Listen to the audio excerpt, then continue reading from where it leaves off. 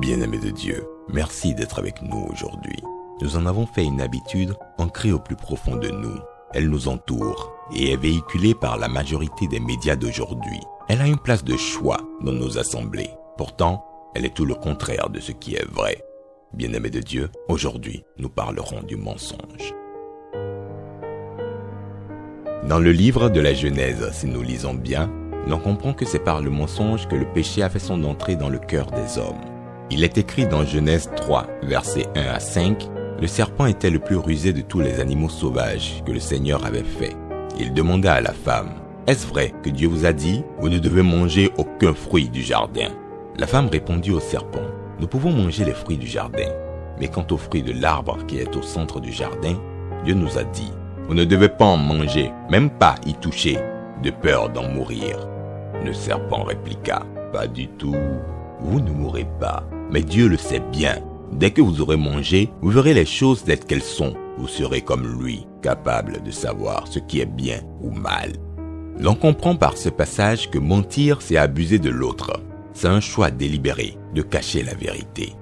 Il est vrai que dans certains moments, le mensonge peut sembler comme la meilleure ou la seule alternative. Mais il faut reconnaître qu'un mensonge en entraîne souvent un autre. Il demande tellement d'efforts de mémoire et de logique que cela en devient épuisant. Le mensonge a cette faculté de nous faire nous sentir petits et misérables. C'est comme être obligé de se cacher lorsqu'on a honte d'un agissement aux yeux des autres.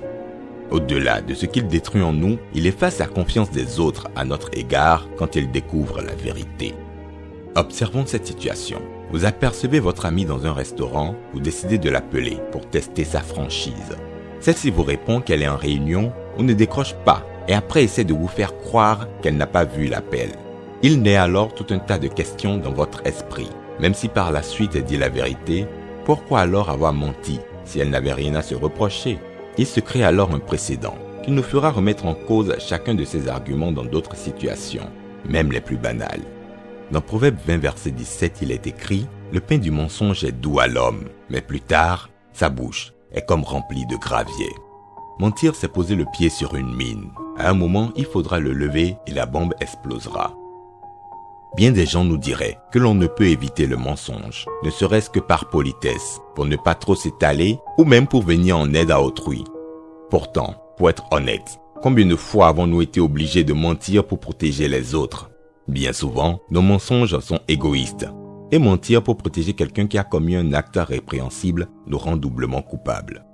Mentir est tellement monnaie courante qu'il est devenu comme un réflexe, parce que bien souvent, l'on est obligé de maquiller la vérité à cause des regards et des jugements de la société. Pourtant, si l'on faisait l'exercice de dire plus souvent la vérité, on se connaîtrait mieux et surtout, on apprendrait à mieux connaître les autres. Dans Psaume 101, verset 7, il est clairement écrit « Celui qui se livre à la fraude n'habitera pas dans ma maison. Celui qui dit des mensonges ne subsistera pas en ma présence. » Dieu exprime clairement son aversion pour le mensonge, car elle est la porte ouverte à toute forme d'injustice.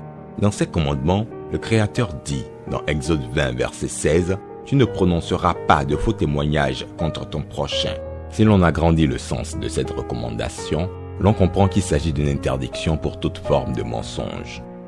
Notre Père est un Dieu de vérité. Alors, pourquoi mentons-nous aussi souvent? Eh bien parce que sur le moment, cela semble plus facile. Mais nous devons nous rappeler que chacun de nos mensonges nous éloigne du Père et donc de nos semblables. Et Jésus nous révèle plus profondément le principe du mensonge. Il nous fait comprendre dans Jean 8, verset 44, que Satan est le père du mensonge.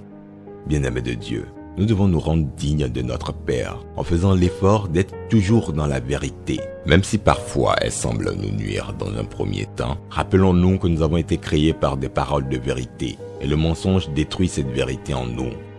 Bien-aimés de Dieu, vous connaîtrez la vérité et la vérité vous affranchira. Jean 8, verset 32. Merci. Que Dieu vous bénisse.